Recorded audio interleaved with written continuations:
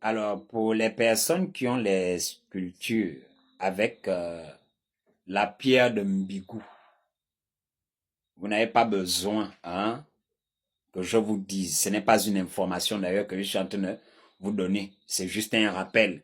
Vous n'avez pas besoin que je vous dise que c'est vivant. Donc, que vous avez la sirène chez vous. Les pierres là. Vous savez que les objets là, généralement la femme avec les nattes à la tête là, qu'ils ont souvent l'habitude de tailler là. Vous savez que c'est vivant. Donc ce n'est pas une information que je suis en train de vous donner. Ce que vous ignorez, c'est que l'art est très spirituel. L'art est spirituel.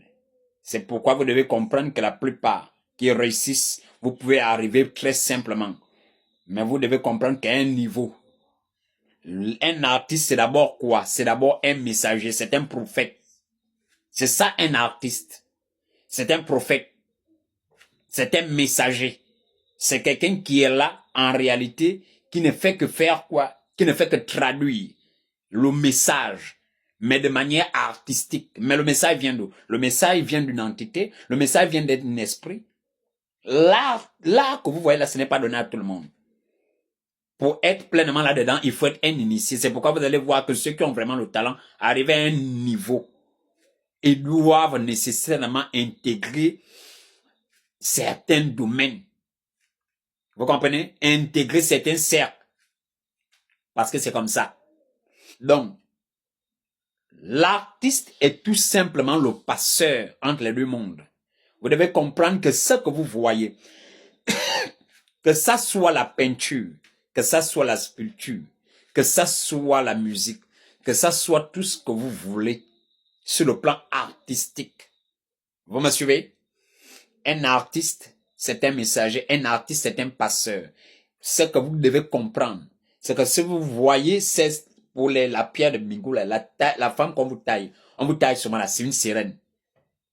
Voilà. Ce que je suis en train de dire là, je ne suis en train de rien dire de nouveau, comme si, non, je suis le grand illuminé. Non. Vous savez que ce que je suis en train de vous dire là, c'est la vérité. Les objets que vous avez là, sous prétexte de culture gabonaise, c'est la sirène. C'est vivant. Vous comprenez? Les objets là, la pierre là, c'est la sirène. Beaucoup, que vous voyez, font leur pierre là. L'entité là leur parle pendant qu'ils taillent la pierre. Pendant qu'ils taillent la pierre, la chose là leur parle. Ce que vous ne savez pas, c'est que lorsque ces artistes-là font, c'est pas, ça ne vient pas d'eux-mêmes. Il faut être un initié. C'est pourquoi vous allez voir que beaucoup, même au Gabon, ceux qui sont dans le domaine artistique sont nécessairement initiés aux traditions. Vous comprenez? Nécessairement. C'est pourquoi vous allez voir que dans le domaine de l'art, les personnes qui excellent le plus, ce sont les personnes, vous allez voir, qui sont soit homosexuels ou autres. Parce que l'esprit d'homosexualité, cet esprit-là, c'est un grand artiste. Il est très fort dans le domaine de l'art. Très fort. Si vous n'avez pas cet esprit-là pour pouvoir exceller, nécessairement, vous devez être dans un domaine mystique. Vous comprenez? Au départ, vous allez être simple, mais au fur et à mesure que vous allez pratiquer votre art, à un moment donné, vous devez comprendre que vous allez commencer à rentrer progressivement, inconsciemment, mais vous allez commencer à rentrer dans la spiritualité. Parce que l'art est spirituel.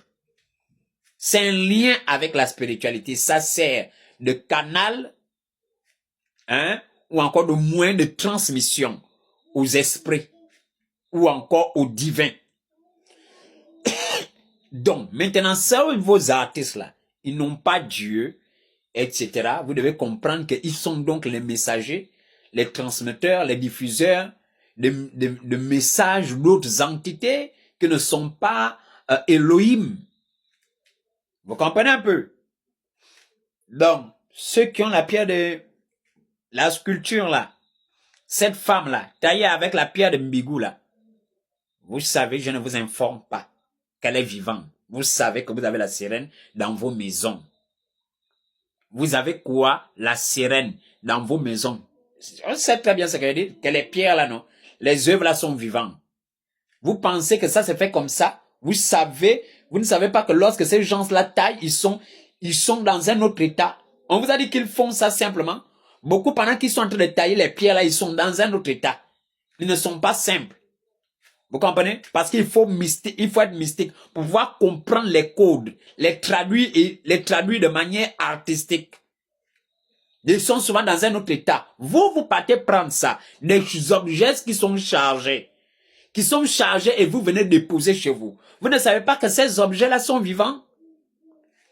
La plupart des œuvres artistiques que vous avez, je vais vous le dire, que ça soit les tableaux ou autres, évitez de mettre les tableaux de gens. Surtout d'un certain niveau, ces gens-là, à un moment donné, deviennent de grands occultistes. Vous prenez les objets, vous mettez chez vous. Vous savez que vous transportez quoi? C'est pourquoi vous allez voir même la plupart des hôtels. Je connais un homme de Dieu. Une fois, il était arrivé comme s'il part dans un hôtel, il voit les objets, hein, les masques dans les hôtels, tous commencent à parler à cet homme de Dieu. Ça lui parlait. Mais il a appelé les propriétaires de l'hôtel qui m'a dit, donc, moi j'ai loué mon hôtel et tout ça. Ma chambre d'hôtel, je suis venu dormir. Pourquoi vos objets-là me parlent? J'ai payé, j'ai le droit de dormir. Vos objets-là me parlent pourquoi? Enlevez vos masques, enlevez vos trucs, faites sortir ça, j'ai payé. Ça me dérange toute la nuit, j'arrive pas à dormir parce que ça me parle. Vos masques-là, vos histoires, ça parle. C'est vivant. C'est vivant. C'est pourquoi je vous ai dit la dernière fois que les masques sont beaucoup utilisés en sorcellerie. Pourquoi le masque? Parce que vous devez comprendre que le masque est une identité. Mais c'est une identité spirituelle encore mystique. Les masques que vous voyez, vous arrivez dans les maisons, le masque vous voit. Vous devez comprendre que le propriétaire de ça, vous comprenez, il est fusionné à ça parce qu'en réalité, c'est une identité. Vous comprenez, il vous voit à travers le masque. Le masque sert à espionner.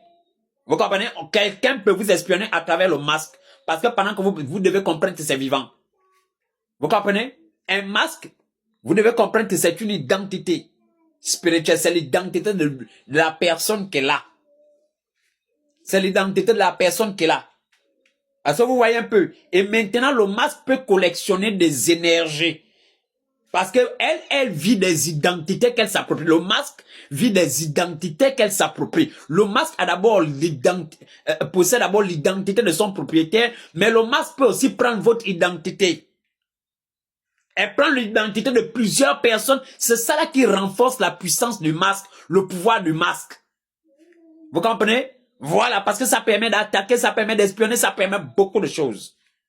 Maintenant, vous devez comprendre que ces choses que vous avez, que vous partez acheter, vous devez comprendre ça, que les artistes sont d'abord des êtres spirituels, des hommes spirituels. Et généralement, parce qu'ils veulent réussir, ils frôlent généralement souvent avec une spiritualité malsaine, qui n'est pas Jésus-Christ de Nazareth. Donc vous partez acheter ces œuvres. Vous ne savez pas que ces œuvres-là sont vivantes. C'est chargé d'énergie. Vous n'en non, je vais prier. Tu vas prier, ça va rien changer. Vous comprenez? Le masque sert simplement d'enveloppe pour l'entité. C'est vivant. Vous voyez l'œuvre. Mais en réalité, cette œuvre-là, elle est vivante. Vous comprenez? Elle contient l'esprit. Et donc, pour que l'esprit puisse être dans cette œuvre, l'esprit là dit à l'artiste de quelle manière cette œuvre-là doit faire. Parce que l'entité qui doit habiter cette œuvre-là, ça doit être parfaitement à sa ressemblance. La Bible déclare que Dieu nous a fait à sa ressemblance. De la même manière, vous devez comprendre que lorsque l'artiste fait, il fait selon l'inspiration qu'il reçoit, qu'il a en réalité, c'est un message qu'il reçoit de la manière dont il doit tailler l'œuvre. Vous comprenez? Afin que ça soit suffisamment adapté pour que l'entité puisse s'incarner dans l'œuvre. Donc, lorsque vous venez acheter l'entité, lorsque vous venez acheter l'œuvre, en réalité, vous venez acheter l'entité. C'est la raison pour laquelle vous allez voir que les blancs, là, ils courent après ça parce qu'ils savent que ces objets-là, c'est mystique. Ces objets-là sont mystiques. Pourquoi ils courent généralement vers les œuvres africaines? Parce qu'en réalité, ce sont des œuvres artistiques qui sont mystiques. C'est chargé, c'est rempli. Vous prenez les pierres de trucs, vous avez maintenant les sirènes chez vous, vous ne dormez plus bien, vous voyez les masques, oh c'est beau, vous prenez, vous mettez chez vous, c'est vivant. Maintenant vous ne savez pas que le masque a un pouvoir de contrôle, ça vous tient, ça prend votre identité, ça a la capacité de vous nuire, de saluer votre réputation parce que le masque